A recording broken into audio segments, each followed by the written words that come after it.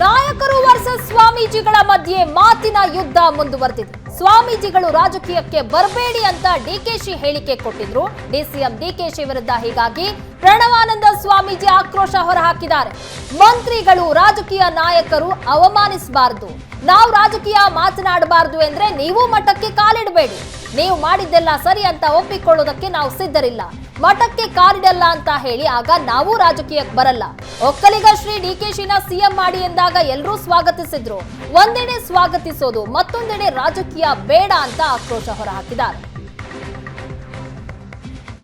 ಸ್ವಾಮೀಜಿಗಳು ಅವರ ಅಭಿಪ್ರಾಯವನ್ನು ವ್ಯಕ್ತಪಡಿಸುವಾಗ ಮಂತ್ರಿಗಳಾಗಲಿ ರಾಜಕೀಯ ನಾಯಕರುಗಳಾಗಲಿ ಅವರನ್ನೇ ಅವಮಾನಪಡಿಸಿ ಬಂದಂದರೆ ಮುಂದಿನ ದಿನಗಳು ನೀವುಗಳು ಕೂಡ ಮಠಕ್ಕೆ ಕಾಲಿಡಬೇಡಿ, ಅವಾಗ ಸರಿಯಾಗ್ತದೆಯಲ್ಲ.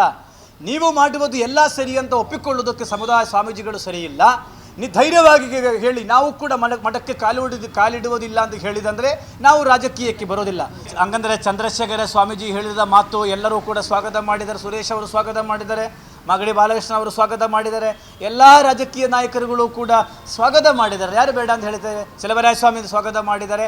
ಒಂದು ಕಡೆ ಸ್ವಾಗತ ಮಾಡೋದು, ಇನ್ನೊಂದು ಕಡೆ ಬರಬೇಡ ಅಂತ ಹೇಳತಕ್ಕಂಥದ್ದು, ಇದೆಲ್ಲ ರಾಜಕೀಯ ಗಿಮಿಕ್ ಎಂದು ನಮಗೆ ಗೊತ್ತಿದೆ. ನಮಗೆ ನೋವಾಗಿದ್ದರಿಂದ ನಾವು ಹೇಳುತ್ತಾ ಇದ್ದೀವಿ. ನಮಗೆ ಯಾರೂ ಉಪಮುಖ್ಯಮಂತ್ರಿ ಸ್ಥಾನ ಕೊಟ್ಟಿಲ್ವಲ್ಲ, ಈಗ ಅವರು ಉಪಮುಖ್ಯಮಂತ್ರಿ ಇದ್ದಾರೆ. ಅದರಿಂದ ಒಕ್ಕಲಿಗ ಸಮುದಾಯದ ಮಂತ್ರಿಗಳು ಕೂಡ ಇದ್ದಾರೆ. ಇಲ್ಲಿ ಯಾರಿದ್ದಾರೆ ಹಂಗಂದ್ರೆ? ಚಂದ್ರಶೇಖರ ಸ್ವಾಮೀಜಿ ಹೇಳಿರೋದು ಅವರ ಸಮುದಾಯದ ಬಗ್ಗೆ ಅವರು ಮಾತನಾಡಿದ್ದಾರೆ. ಇಲ್ಲಿ ಇವರು ಹೇಳ್ತಾರೆ, ಡಿ ಕೆ ಶಿವಕುಮಾರ್ ಏನು ಹೇಳಿದಾರಲ್ಲ, ಅದು ಗಿಮಿಕ್, ರಾಜಕೀಯ ಗಿಮಿಕ್ಕಿನ ಭಾಗ ಅದು.